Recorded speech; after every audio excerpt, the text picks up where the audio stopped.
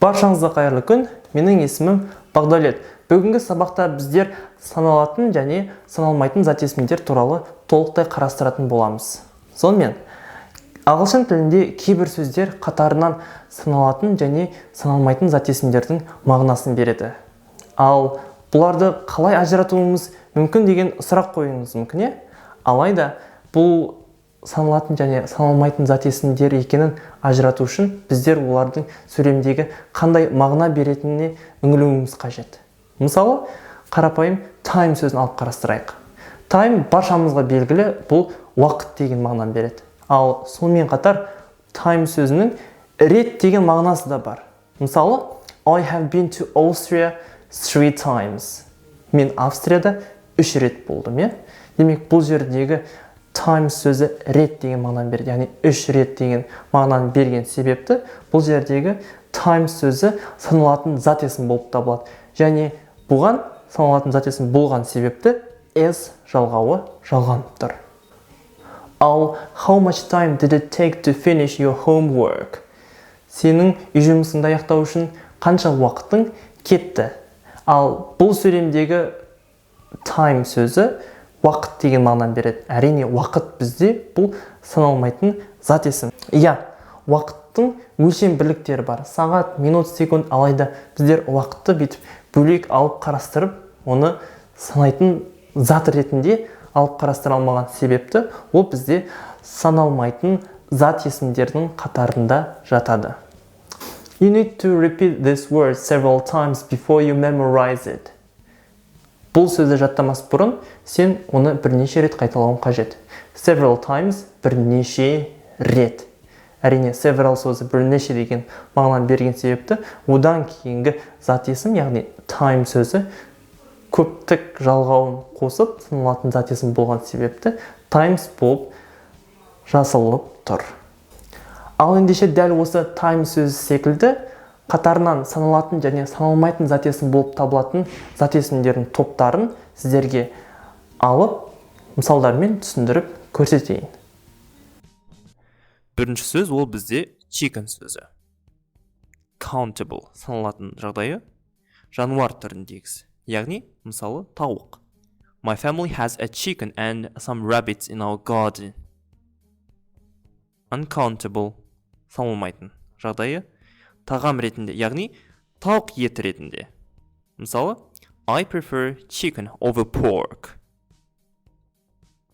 Келесі ол бізде coffee, tea, beer, water. Countable саналатын жағдай.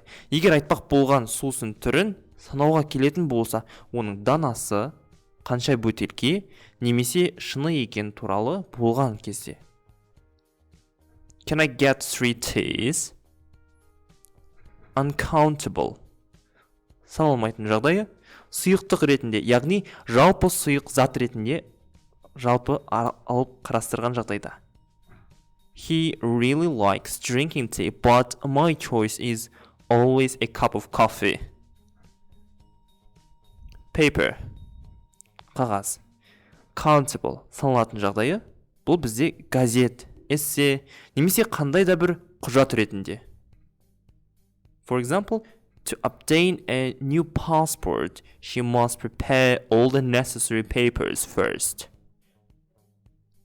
Uncountable саналмайтын жағдайы қағаз материал ретінде, материал болып тұрған кезінде. The envelope was made of white paper. Quality сапа. Countable саналатын жағдайы қабілет немесе сол нәрсеге тиесілі оның жеке қасиеттері мен сапасы. Мысалы, students must have such qualities as flexibility and open-mindedness. Uncountable саналмайтын жағдайы сапасыз сөзіне антоним ретінде қолданған жағдайда. Мысалы, the quality of this Indian wallpaper is exceptional. Quantity countable саналатын жағдай нақты бір заттың немесе құбылыстың саны, яғни нақты есептелген санауға келетін саны туралы айтқан кезде. Мысалы, Oil production leads to large quantities of hazardous wastes. Uncountable, саналмайтын жағдайы, жалпылай алғандағы мөлшері, яғни тұтастай саны. Мысалы, the data is limited in terms of both quality and quantity. Room, countable, саналатын жағдайы, ғимараттың ішіндегі бөлме. How many rooms are there in Buckingham Palace? Uncountable, саналмайтын жағдайы, кеңістік мағынасында. Яғни, is there enough room in the yard for a swimming pool?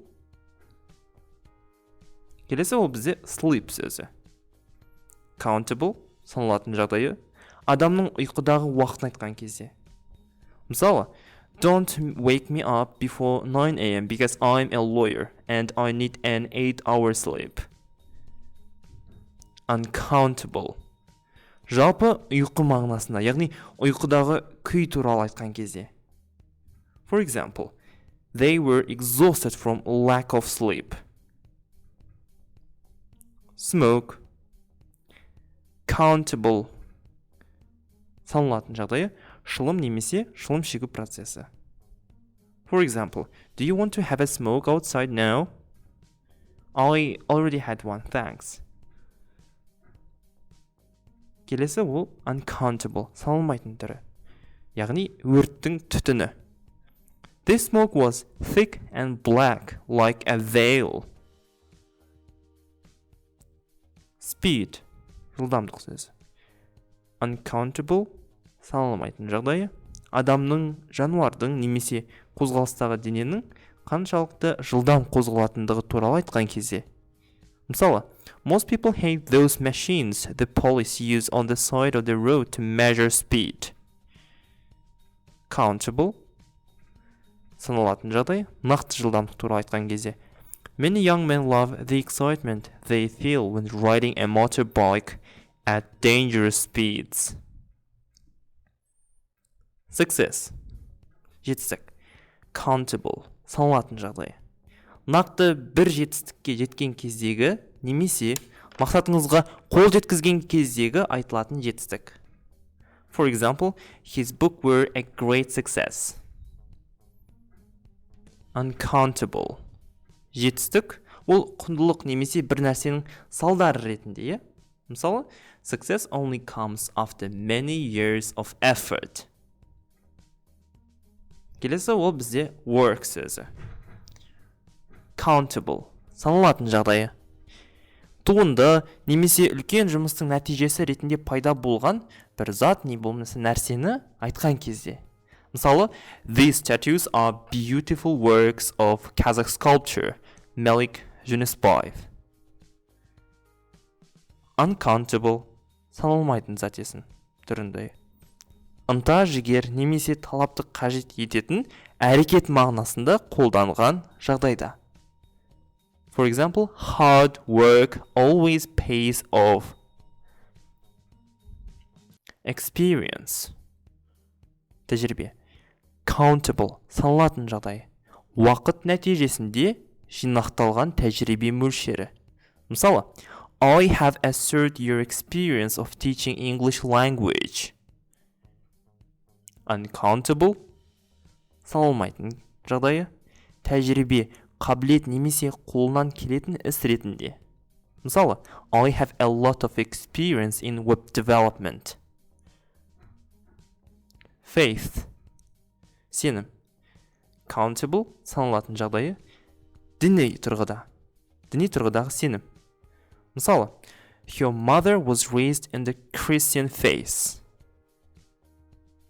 Ал саналмайтын жағдайы, сенім. Ол бір нәрсеге байланысты адамның өзіндік бір сенімі, не болмаса көзқарасы. Тек діни мағынада емес бірақ. Мысалы, I have faith that we will reach all of our goals. Glass, countable, яғни бұл мағынада шыны ыдыс ретінде қолданылады, саналатын жағдайында. For example, Nigel raised his glass in a toast to his son. Uncountable, саналмайтын жағдайында шыны материал ретінде.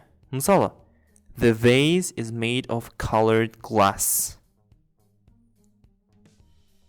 Iron. Countable саналатын жағдайы үтік мағынасында. Кем үтіктеуіш. For example, a clothes iron is a small appliance that, when heated, is used to press clothes to remove creases. Uncountable саналмайтын жағдайы темір материалы ретінде. Мысалы, the iron and steel industry. Light. Countable саналатын жағдайы жарық шашушы құралдар ретінде, яғни жарық көздері, лампа, свет, жалын, шамшырақ, гирляндалар және тағы басқалар. Мысалы, Christmas lights always fascinate me. Саналмайтын жағдайы ол бізде физикалық құбылыс энергия ретінде. Мысалы, I woke up because of the light coming from the window. Және біздегі ең соңғы сөз ол memory сөзі. Countable саналатын жағдайы өткен шақтағы болып кеткен, бірақ есте қалған іс-әрекеттер не болса жағдайлар туралы сіздің жадыңызда қалған. Мысалы, Drinks bring back all the memories, memories bring back you. Uncountable саналмайтын жағдайы мидың есте сақтау қабілеті немесе жады. For example, how does human memory work? Or how can we improve our memory?